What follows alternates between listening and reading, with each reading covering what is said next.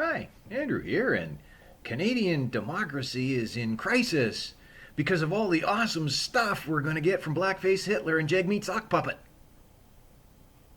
Does that seem a little contradictory? It should. It was expressed to be so. But there's actually a smashing together of two headlines that I read, one 2 days ago and one yesterday. The articles notwithstanding. But the headline 2 days ago was the Liberal NDP power sharing agreement is proof positive that Canadian democracy is in danger and crisis and so on. And the next day, the headline was about, all the great stuff we're going to get. Isn't it awesome that the NDP and the Liberals have got together to share power, whatever. Canadian democracy is very much in crisis and very much in danger. It's not from a power sharing agreement between two parties, the largest party in Parliament and another party big enough to put them over the top for a majority. That's actually what parliamentary democracy is. We've seen it before, we'll probably see it again sometime, but democracy is not in crisis when the largest group of elected officials and another group of elected officials, all elected, get together and form a large enough bloc to pass legislation. That's kind of what the definition of democracy is. Are we going to get a whole bunch of great stuff out of Sock Puppet and Blackface getting together? I don't know, that might be a subject of an entire video on its own. But there's a hint to what the real problem, the real crisis of Canadian democracy is right there. I alluded to it in a different way in my video on two movies on one screen. Somebody's looking at the movie over here, and he's seeing a crisis because his team lost and the other guys are getting together and doing things he doesn't like. Crisis in democracy. Same events, a guy will look at over here and he's saying, hey, like-minded people are getting together to pass legislation and I like it, so I'm getting what I want, so democracy's great. Democracy is not a team sport. Actually, it is a team sport. It shouldn't be a team sport. You know, when your team, in whatever sport you follow, wins, it's great. When the team, which is their big rival, wins, it sucks.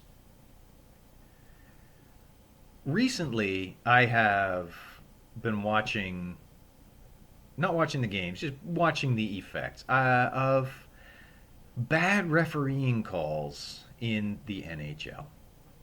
And the comment boards on one of the Leafs fan sites is all full of how terrible the referees are and how biased they are against the Maple Leafs. For funsies, I then go over to the Montreal Canadiens fan sites, and they're saying the exact same thing. The Toronto fans over on this movie are seeing the refereeing and saying it's biased against Toronto. And the Montreal fans over seeing this movie are seeing, the referees are biased against Montreal and in favor of Toronto.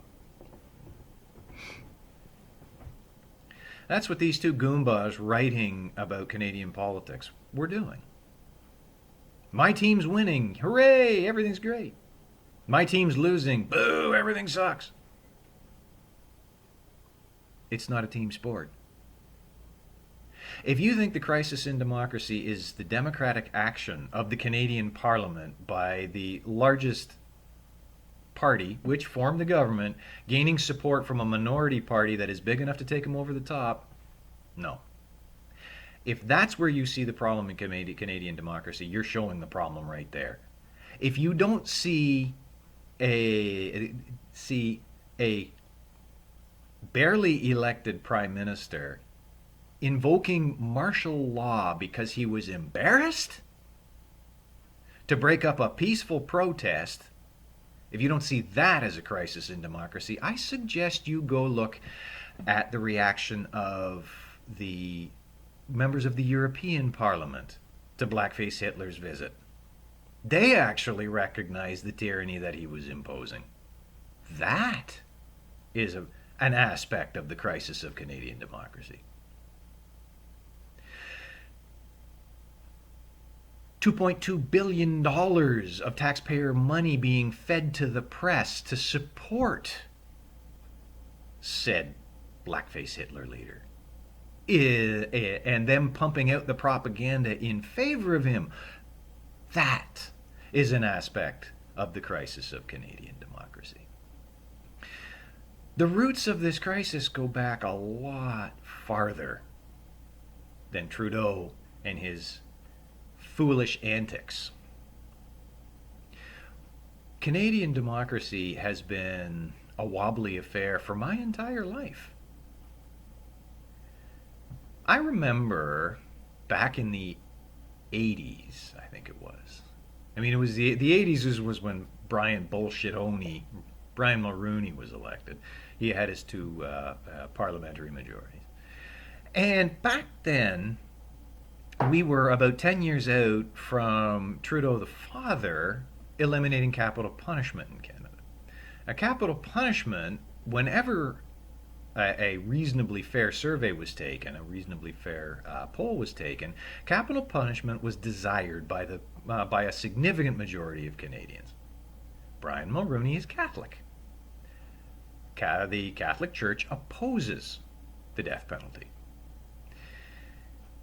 He got elected in part on his promise to bring the issue back in front of Parliament.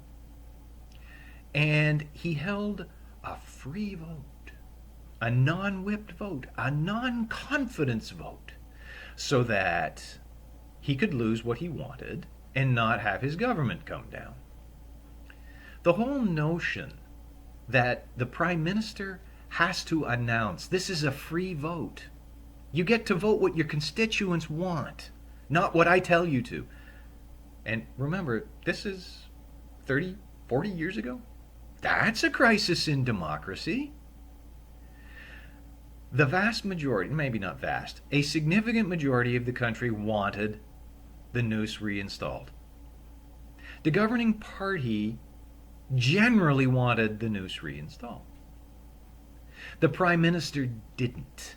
So he had an whipped vote. Oh, I'm quite sure it was made very, very clear that the noose was not coming back. But the party members were allowed to vote their conscience or vote for their constituents' desires.